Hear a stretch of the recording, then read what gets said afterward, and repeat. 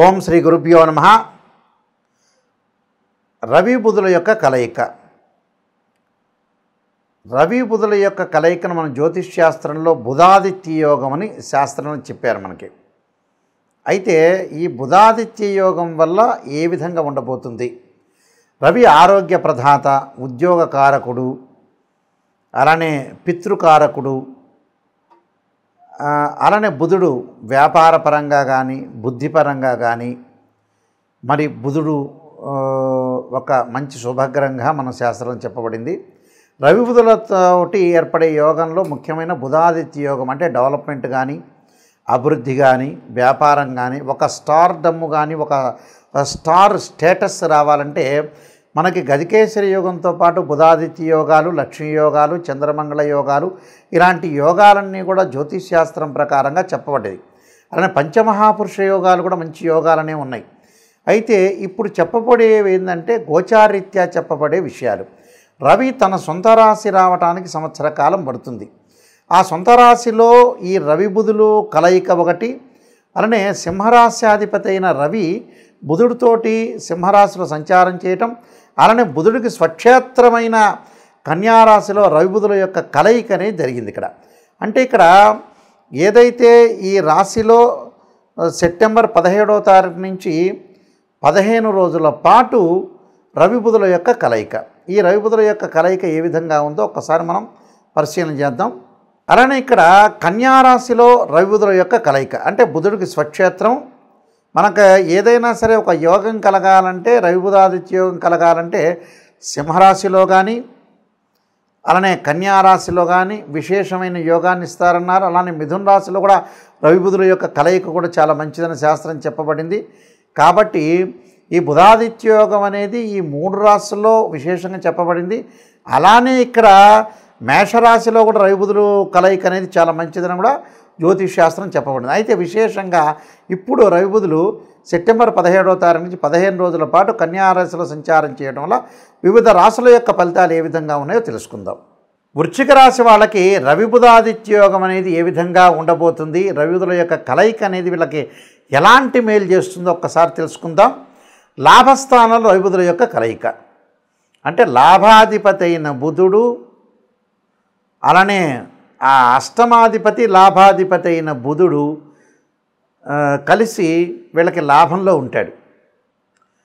అలానే ఇక్కడ లాభంలో ఉండటమే కాదు, ఈ రాశి వాళ్ళకి నవమాధిపతితో కలిసి ఉన్నాడు. నవమాధిపతి ఎవరంటే నవమ రాశ్యాధిపతి ఎవరంటే రవితో కలిసి ఉన్నాడు ఇక్కడ.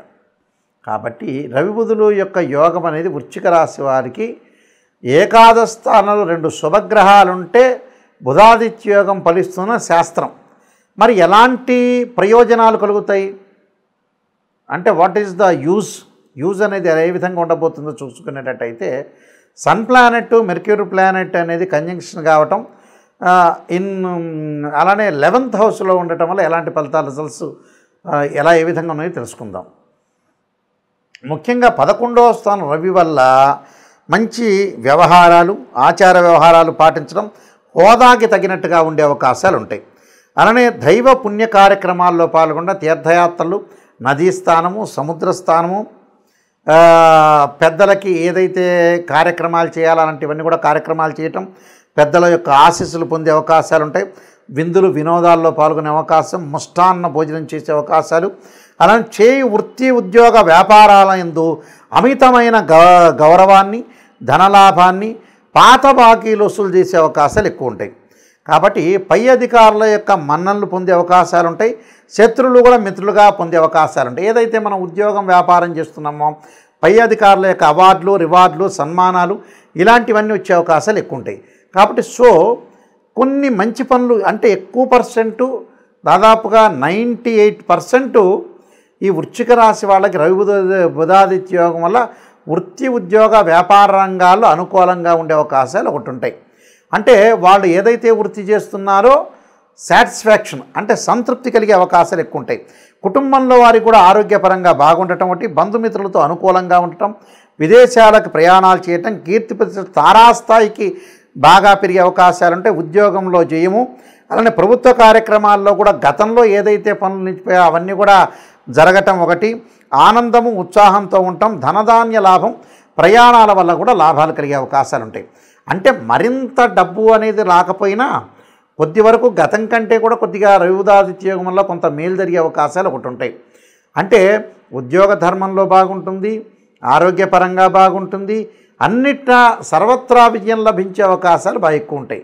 కాబట్టి బ్రహ్మాండమైన యోగం అనేది చెప్పుకోవచ్చు. కాబట్టి వీళ్ళకి 90 నుంచి 98 వరకు కూడా చాలా అద్భుతమైన రిజల్ట్స్ వచ్చే అవకాశాలు ఉంటాయి. కొన్ని రెమెడీస్ అనేవి చెప్పబోతున్నా. ఆ రెమెడీస్ మీరు పాటించండి, ముందుకు వెళ్ళండి. ఈ రాశుల వాళ్ళు ముఖ్యంగా రవి ఉద్యోగ కారకుడు అంటారు, పితృకారకని ఇందాక చెప్పినట్టుగా ఈ రవి బుధుల యొక్క యోగం వల్ల కొన్ని సుఫలితాలు అనేవి చాలా ఎక్కువగా సుఫలితాలు జరుగుతాయి. అంటే ఉద్యోగపరంగా ఇబ్బందులున్నా, అలానే ఆరోగ్యపరంగా ఇబ్బందులు కలుగుతున్నా కూడా మీకు ఒక్కొక్క రాశి వాళ్ళకి ఒక్కొక్క రకమైన మేలు, మంచి చెడులు చేసే అవకాశాలు ఉంటాయి. కాబట్టి ఖచ్చితంగా మీరు సూర్యుడి యొక్క అనుగ్రహాన్ని బాగా పొందాలన్నా, మంచి ఉద్యోగాలు లభించాలన్నా, ఉద్యోగపరంగా ప్రమోషన్ లాభించాలన్నా కూడా రవి యొక్క అనుగ్రహం కావాలంటారు. పాత రోజుల్లో మనం హస్తరేఖల్లో చూపించుకునేటప్పుడు సన్లైన్ అంటారు, సూర్యుడి యొక్క రేఖ ఉండాలంటారు. ఈ సూర్యుడి యొక్క రేఖ ఉండాలి అని అంటారు. ఎందుకంటే కారణం ఏంటంటే వృత్తిపరంగా అనుకూలంగా ఉండాలి. వృత్తిపరంగా అనుకూలంగా ఉంటే మన ధనం వచ్చే అవకాశం ఒకటి ఉంటుందని అర్థం.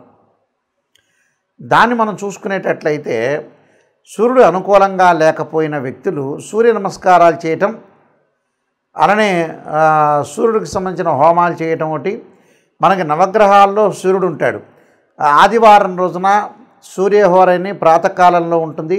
నవగ్రహాల యొక్క ప్రదర్శన చేసి చక్కగా జపాకుసుమ సంకాశం కాశ్యపేయం మహాతుతిం తమోరిం సర్వపాపగ్నం ప్రణతోస్మి దివాకరం అనే మంత్రాన్ని చక్కగా చదువుకోవటం ఒకటి. వీలైతే ఆదిత్యాయుధ్నే సహస్రమూర్తాయ ధీమే తన్నో సూర్య ప్రచోదయాత్ అనే మంత్రాన్ని కూడా చక్కగా చదువుకోవచ్చు.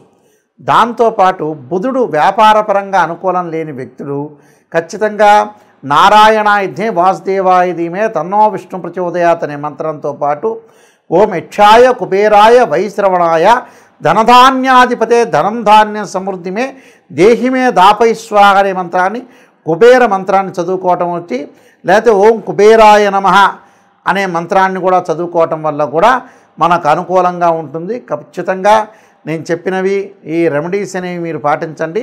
రవి బుధుల యొక్క దోషం ఎవరికైతే ఉంటుందో ఆ దోషం తొలగిపోయి ఆరోగ్యము, ఉద్యోగము, వ్యాపార పరంగా అనుకూలంగా ఉండే అవకాశాలు ఖచ్చితంగా ఉంటాయి. ఇవి గోచారరీత్యా చెప్పబడే ఫలితాల్లో ముఖ్యంగా మనకి రవి 3, 6, 10, 11 స్థానాల్లో సుఫలితాన్ని ఇస్తాడు వాళ్ళ రాశి దగ్గర నుంచి.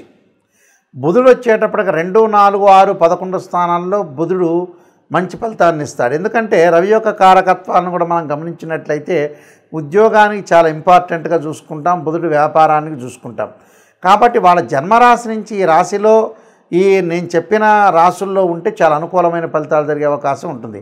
సో ఉదాహరణకి ఒక రాశి వాళ్ళకి బుధుడు వాళ్ళ రాశి నుంచి లెక్క వేస్తే 2, 4, 6, 11 స్థానాల్లో ఉంటే అనుకూలంగా ఉన్నట్టు గోచారీత్యా. అలానే రవిగ్రహాన్ని కూడా మనం ఎలా క్యాల్కులేట్ చేస్తాము? 3, 6 అంటే 1, 3, 6, 10, 11 స్థానాల్లో ఉంటే మంచి సుఫలితాన్ని ఇస్తాడు సూర్యుడు. సూర్యగ్రహం అనేది అనుకూలంగా ఉంటుందని మనకు శాస్త్రం చెప్పారు. కాబట్టి ఇలాంటివన్నీ కూడా మీరు దృష్టిలో పెట్టుకోండి. ఇవన్నీ కూడా గోచారరీత్యా చెప్పబడే ఫలితాలు అంటారు. ఈ గోచారరీత్యా చెప్పబడే ఫలితాల్లో ముఖ్యంగా సూర్యభగవానుడు 3, 6, 10, 11 స్థానాల్లో మంచి శుభాన్ని ఇస్తాడని అర్థం. 1వ దానిలో కొంత మిశ్రమైన ఫలితాలు ఇచ్చే అవకాశాలు ఎక్కువ ఉంటాయి. కాబట్టి ఇక్కడ రవి బుధులు ఏదైతే వీళ్ళ కన్యారాశిలో ఉన్నారో నేను చెప్పిన మీరు ఏదైతే పరిహారాలని పాటించడం వల్ల కూడా విశేషమైన యోగాలు కలిగే అవకాశాలు ఎక్కువగా ఉంటాయి.